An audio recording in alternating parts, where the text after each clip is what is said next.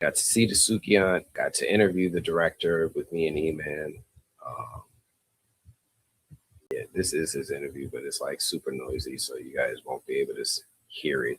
But and these things made some great content for us on the movieblog.com, which is another great blessing that we have.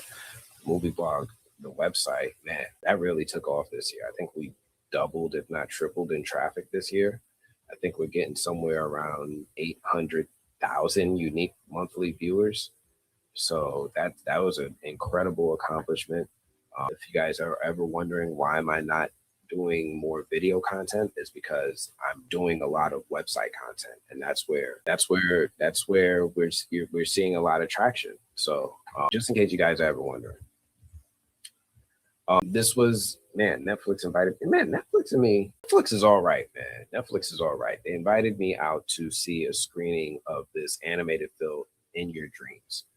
And In Your Dreams is a Pixar-esque animated film that is really fun to watch. It reminds me of so many different things that I used to love as a kid. One of my favorite things was this game called Little Nemo, and I think they had like a movie too, where this dude would like dream about and all these fantastical things would happen, or Little Monsters, where you would go into your, like, all these fantastical things that happen after your parents went to bed. And In Your Dreams is a movie a whole lot like that, by this director named Alex Wu. So it was really cool to be able to attend a theatrical screening of a Netflix release, because how many times do you get to see a Netflix movie in a movie theater, right? It's not a lot of opportunities to do that. So that was really cool in and of itself. But then, of course, also the Q&A with the director afterwards, and then the after party, where I get to kind of just have some time to talk to him directly. Cool release. If you guys haven't seen it, I definitely recommend it. It's, if you guys notice, I'm also a member of the Critics' Choice Association, and we just nominated In Your Dreams as one of the best animated releases of the year. So keep an eye out for who's going to be the winner in January. But In Your Dreams is definitely one of the better movies out there. Here's some stuff at the after party. There's the director, Alex Wu. There's Nate again. I wanted to show you guys again. He is on Survivor. I don't know why these photos aren't next to each other, but yeah, that's Captain America and Black Panther executive producer Nate Moore on Survivor.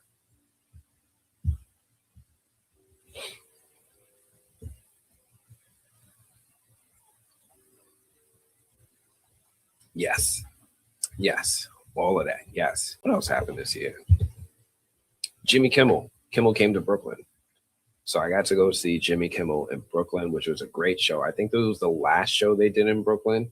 Like Matt Damon was there. They had like a really cool lineup of guests, and it was a really eye-opening, fun experience, because I got to see what's in the hot dog, so to speak. So like, you got to imagine, as someone who works as a creator, especially as like a one-man show like I am for the most part, it's cool to see how professionals do it at scale. And I got to see, how Jimmy prepares. I got to see him on the stage. I got to see him writing in his notebook or his notes, reading over his notes, talking to his producers, making sure to make, like, all that stuff that happens off camera. I got to see it. And I got to say, it inspired me. It inspired me. I always think about making this show something that's TV level presentation. I aim for it. I don't think I succeed at all. It is my goal, and it was really cool to be able to go to that and just see how they put that together. We ain't even done yet, but yeah, I had a very, very busy, blessed year. Thank God. Thank you, God. This was the Black Effect Podcast Network, which is a podcast network that is spearheaded by entertainer Charlemagne the God, and he runs this through iHeartMedia, partners with iHeartMedia to do a collection of Black creators or podcasters, and just highlight their shows and their talent as part of their network. So they had an event just celebrating the anniversary of the Black Effect Network. Was invited to go to that. I brought my other son with me for this one, my oldest one. But it was really cool to be in the space with a lot of other creators. This is Brandon Collins, Africa member. A lot of other creators, but a lot of other podcasters who are, again, working at a scale where they have like, 300,000, 400,000 followers, subscribers, all that cool stuff. And see them get highlighted, see them talk about their journeys, talk a little bit about their experiences, and everyone, and just, get exposed to them, pick their brain. There's a lot of cool creators in here, a lot of cool talent, a very cool event. This one was here in New York, so I really, really enjoyed not having to travel far for this. But yeah, this was a nice little event here. Again, thank you, Apple.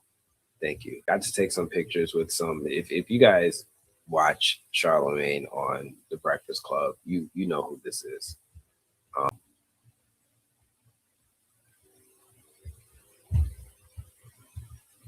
And then Charlemagne himself, he's all so cool to take. Man, it's good to meet a bald brother, right? It's not just me. It's not just me. Yes. Why is this in here? So season 2 is coming. We know that. Supercell. Why do I have the script here? Interesting. Okay, this was getting towards the end of the year now, finally. This was me going towards the New York Comic Con. I think I had to pick up my passes. And I wanted to pick up my passes a day before the event rather than going the day of. So I just took pictures of the art. I got to walk through a Jacob Javits that was empty. So this was cool because like I got my passes, and then I started flexing with them like as if they gave me permission to walk through the place. And I just started, nobody stopped me. So I'm like, oh snap, this is cool. I'm at New York Comic Con a day before the Comic Con, and I can navigate which tables I want to visit the next day or which ones I want to cover or whatever. And this was really, really cool to be able to get into the Javits a day early. And it was really, oh dang, why is it sideways? It was a little eerie. If you've ever been to the New York Comic Con, this is a rare sighting. This is like that rare Pikachu. You never, ever can see that far, that much floor space during a New York comic. Never. The crowds are insane. But I got to be able to walk around, again, take some pictures before everybody came and crowded up the space. Like they're still setting up. And I'm walking around the setup crew as if I'm okay to be there. Nobody stopped me. So that was cool. Walking around the Javits a day early.